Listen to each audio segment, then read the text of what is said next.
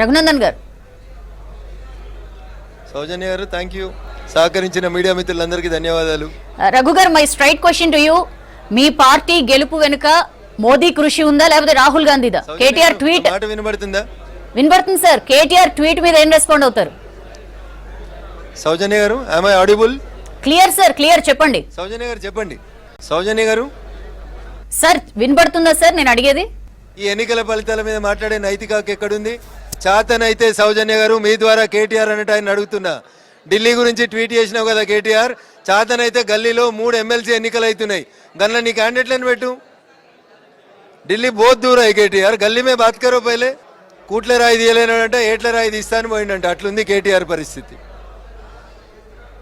Right. ఏంటి sir ఇప్పుడు ఈ రిజల్ట్ తర్వాత ఇండియా కూటమి పరిస్థితి ఏంటి అన్న చర్చలు నడుస్తున్నాయి. ఏంటి మీ అనాలిసిస్ ఏంటి, మీ అబ్జర్వేషన్ ఏంటి?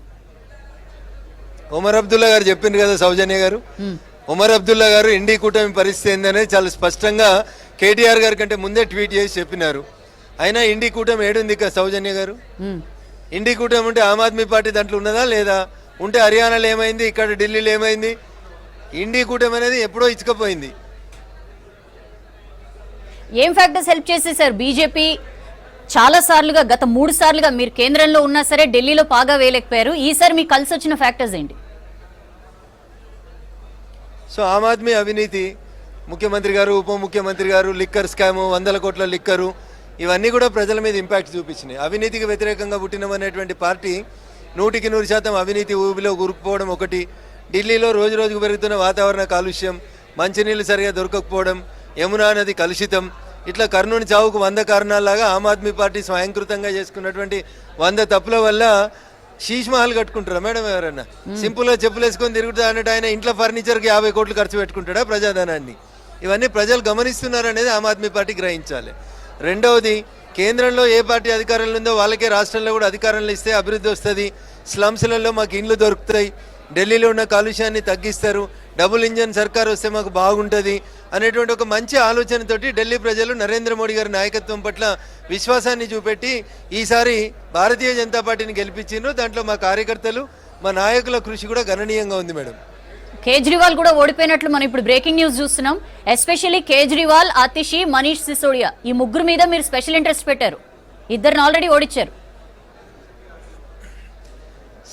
ఎవరి మీద ప్రత్యేకమైన ఇంట్రెస్ట్ ఉండదు సౌజన్య గారు. పోటీ చేసే ప్రతి స్థానాన్ని కూడా గెలుచుకోవాలనేది మా ఉద్దేశం. గెలిచేటువంటి రీతి లోపలనే పనిచేసుకుంటూ వస్తాం. గెలవాలనేదే మా లక్ష్యం మేడం. అది కేజ్రీవాల్ గారు ఉన్నారా, అతీషి గారు ఉన్నారా, మనీష్ సిసోడియా ఉన్నారా అనేది మాకు సంబంధం లేదు మేడం. ప్రతి ఎన్నిక కూడా గెలవాలనేది మా కోరిక. ప్రతి ఎన్నికలలో కూడా పోటీ చేసిన ప్రతి అభ్యర్థి కూడా ఆ ఎన్నిక గెలవాలనే కోరుకుంటాడు తప్ప నేను ఓడిపోతానే ఎవరు పోటీ చేయరు. దాంట్లో కేజ్రీవాల్ గారిది స్వయంకృత అపరాధం. ఆయన చేసుకున్న పాపాలే ఆయన ఓడగొట్టినాయని నేను అనుకుంటున్నాను. మై ఫైనల్ క్వశ్చన్ ఎంపీ గారు, కేజ్రీవాల్ పార్టీకి, కేసీఆర్ పార్టీకి మార్నింగ్ నుంచి చాలా మంది బీజేపీ లీడర్స్ ఒక పోలిక, ఒక ఇన్ఫరెన్స్ డ్రా చేస్తున్నారు. మీ మాటలో వినాలని ఉంది. ఇక్కడ ఢిల్లీలో ఉన్నటువంటి ఆమ్ ఆద్మీ పార్టీ గురించి ట్వీట్ చేసినటువంటి కేటీఆర్ గారు ఆ లిక్కర్ స్కామ్ అప్పుడు కూడా ఇట్లాంటి ట్వీట్ చేస్తే బాగుంటుండే. ఇక్కడ ఈ ప్రభుత్వం ఏ రకంగా పోయిందో అక్కడ ఆ ప్రభుత్వం కూడా పోయింది. వీళ్ళిద్దరి మధ్యలో ఉన్నటువంటి ఆ లిక్కర్ అనేటువంటి అవినాభావ సంబంధం వల్లనే ఇది జరిగిందని చెప్పి నేను అనుకుంటా ఉన్నాను మేడం.